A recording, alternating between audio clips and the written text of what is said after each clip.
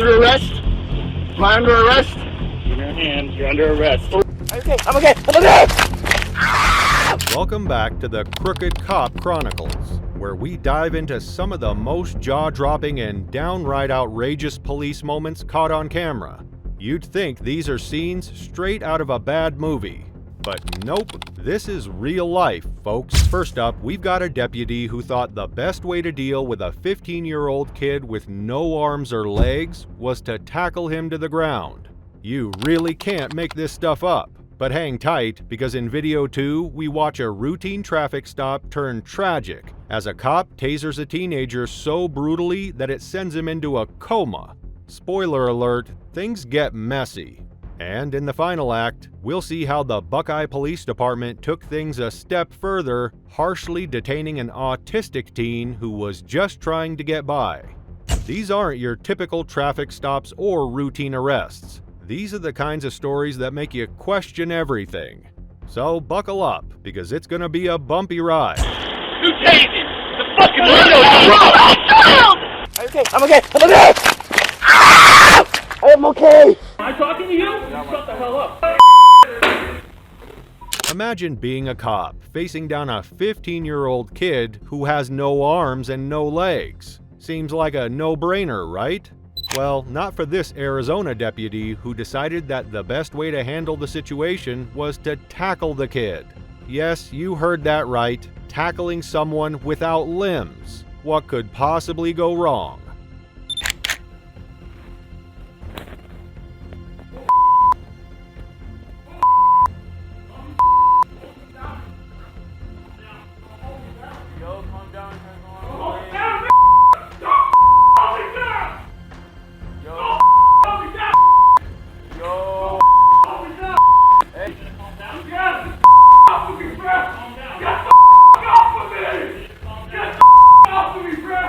The scene opens in a Tucson group home, where Emmanuel, a quadruple amputee, sits on the floor agitated and upset after a school suspension.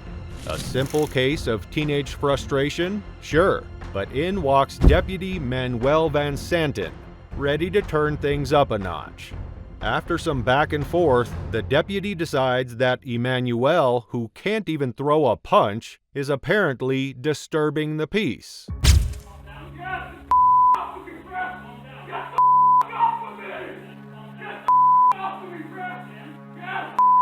The tension builds. Emmanuel pleads with the officer to let him go as he's forced into a headlock.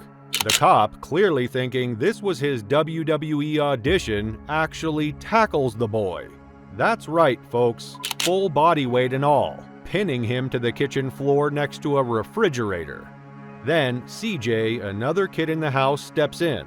Armed with nothing but a bowl of cereal and a cell phone, he records the whole thing while throwing some solid teenage sass.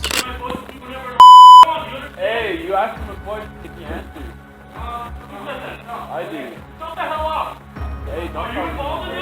Both of them. Hey, go to your room! Both, no, I'm in my studio. I'm not allowed to see my room. Am I talking to you? I don't care if you talk. Yeah. Am I talking to you? Am I talking to you? You shut the hell up. You have nothing to do with this. You understand? Am I your bitch? Yeah. Am I your bitch? Mm-hmm. Why don't you go eat your cereal and shut the hell up? On my face. Or what? Or what? Or what? Out. Out for what? Get out of my face. You need to stay the hell out of this. You understand? Oh, really?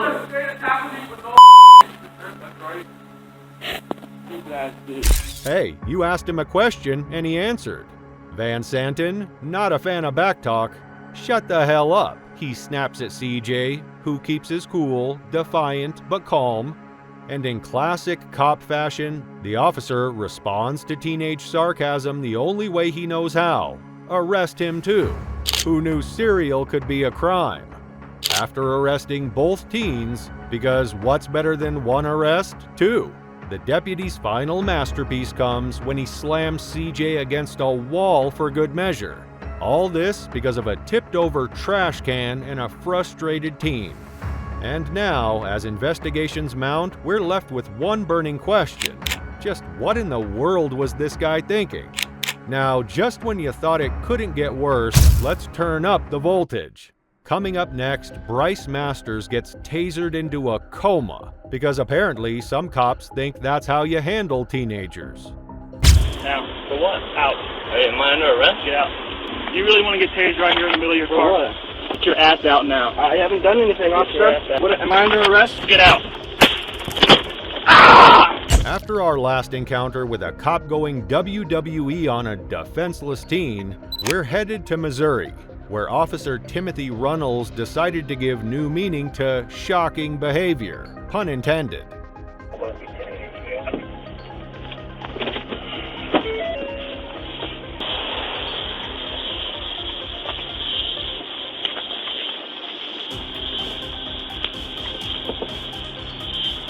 Here we have Bryce Masters, just trying to enjoy a peaceful drive to go play some video games. Little did he know, his real battle was about to be against Officer Taser-Happy Runnels. Now, you'd think pulling someone out of a car would come with an explanation, but not this one. No explanation needed, just pure frustration and, well, a taser. You can't hear me? Roll it all the way down. I can hear you. Roll it all the way down. For what?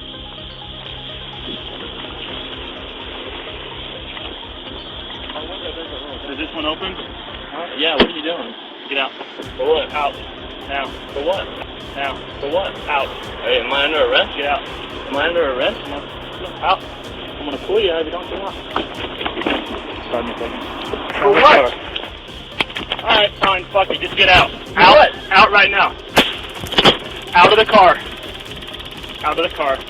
Taser deployment. On the ground. Out of the car, on the ground. On the ground. Ah! I told you. Hands behind your back.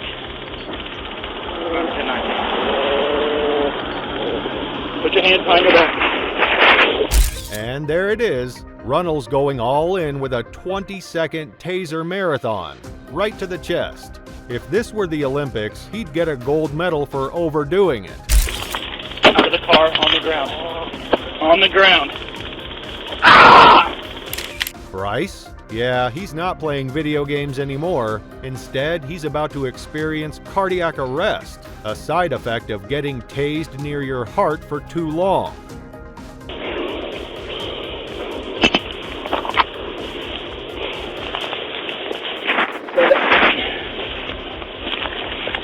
Hand up.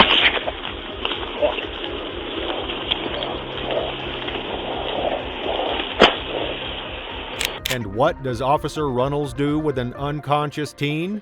Drags him across the pavement like a bag of laundry, and for good measure, drops him face first onto the ground. That sound? Yeah, that's Bryce's civil rights hitting the floor. But don't worry, Runnels didn't bother checking on him.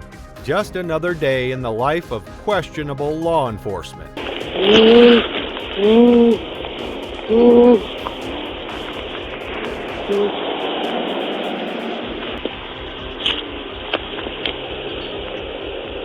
Roll over. Roll over.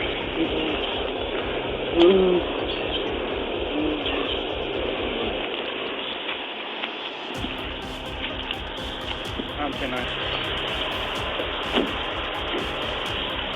Meanwhile, Runnels is pacing around like he's got all the time in the world. Oh, and did I mention? Bryce is in full-blown cardiac arrest right in front of him. But instead of helping, Runnels shouts commands at Bryce's limp body, as if the kid could somehow just stand up while literally fighting for his life.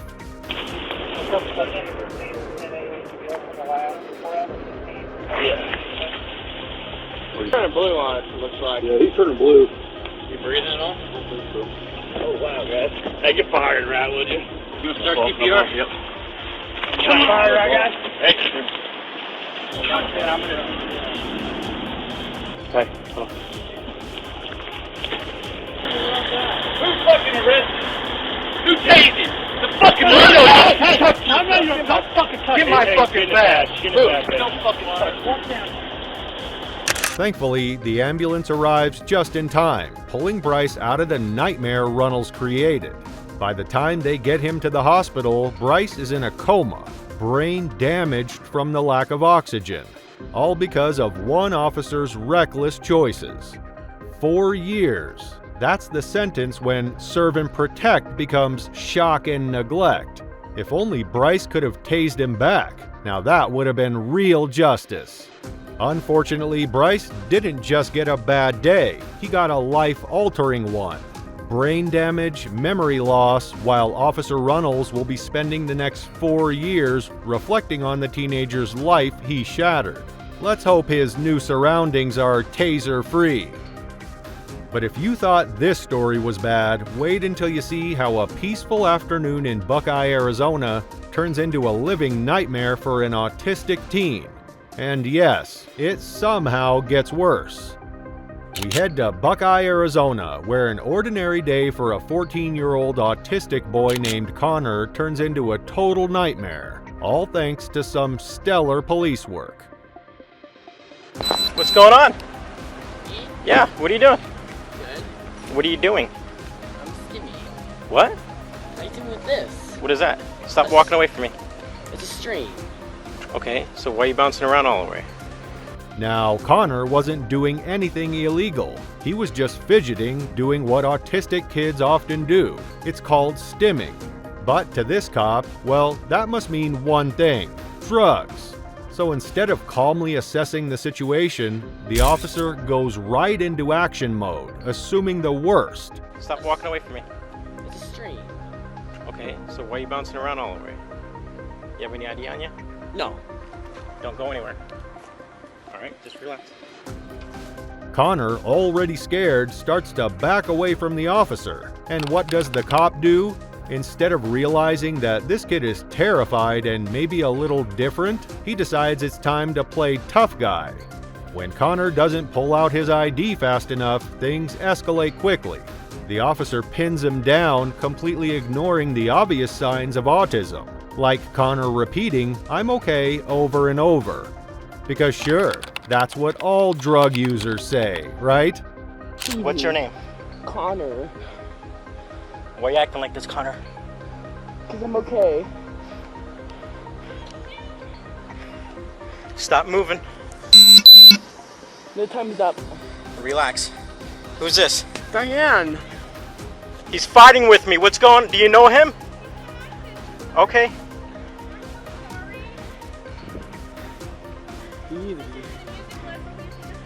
Okay. I'm waiting for another unit to show up and then we're going to figure out what's going on, okay? He's fine, he's breathing, he just started. I'm so sorry. It's okay. I was just in a music lesson. He usually just walks around. Was he hurting Okay. somebody? No, I was trying to talk to him. I wasn't sure what was going on. And then he started trying to back away from me and then kind of pull away from me when he seemed like he wanted to run away. Connor. It's okay, babe. Am It's I okay. gonna be okay? You're okay. You okay, alright? Sorry he scared you. Because he's doing something with his hands and something in his hands. Stimming. Yeah, I don't know what that is. It's when you have autism. It's just nerves. Just when things couldn't get more ridiculous, Connor's aunt arrives. Now you'd think this is where the cop realizes his mistake, but no, he doubles down. He actually accuses Connor of fighting him. Spoiler alert, Connor is 14 and terrified out of his mind.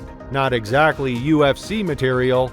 Fortunately, his aunt steps in, calmly talking to Connor and apologizing to the officers. You know, because they messed up and she somehow feels the need to apologize. Just stay calm, okay? Yeah. You see the string in his hand? Yeah. That's what he's Yeah, but I don't know if it was like some type of drug or something because I couldn't see what he was doing. Because as soon as he was doing it, I know. I'm sorry. that's okay. He comes over here and plays while I'm in the music lesson. Were you playing? That's okay. I'm not in trouble. No, you're not in trouble at all. All right, baby. he has autism. Okay. He's 14 years old. Relax, okay? You won't scare me. Okay. You're okay. You He's good. just like John McCure. Just like John McCure. Police officer like John McCure. Yeah. Yeah. That's all. I just want to make sure he doesn't have nothing on. Why don't you sit up, okay? Sit up. Yeah, that's fine. Sit up. Can you sit up all the way? There you go. Stand on up for me, okay? There you go. You don't have nothing else? Nothing on you? Okay. Here, sit next to her right now, okay? Do you have ID with you, ma'am? Yes, I do. Then backup arrives, and it's finally time for a reality check. The second officer talks the first one down, explaining that maybe, just maybe, this kid isn't a threat. Turns out Connor wasn't waving his hands around because of drugs. He was stimming, a harmless behavior typical of autistic kids. You'd think a trained officer would know that, right? Well, guess again. Okay, I'm sorry. All right. I was just in there making a new schedule for Danica's music lesson. Yeah, because I drove by a couple of times and he seemed fine until he started doing something with his hands, and then... He goes like, it's called stimming. I'm sorry, you're not, if you knew about autism. It's okay. And then when I was trying to identify him, it seemed like he wanted to run away from me, and... Well, because you scared him. Connor's aunt patiently explains what stimming is, and the officer? He looks like he's just had the world's biggest aha moment. You can almost hear the gears turning. Wait, so the kid wasn't on drugs? Nope, officer, just a scared teenager with autism. A little research could have saved everyone a whole lot of trouble. And just when you think the officers might humbly reflect on the moment, they don't. The officers wrap up the scene with a few laughs, treating the whole thing like it's no big deal. Luckily for them, Connor's aunt is far more forgiving than most people would be. This could have easily turned into a lawsuit, and frankly, it probably should have. And there you have it, 3 stories of police officers taking protect and serve to a whole new level of failure.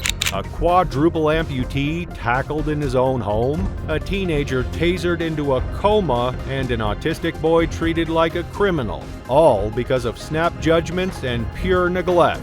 It's enough to make you wonder, how many more times will this happen before real change comes?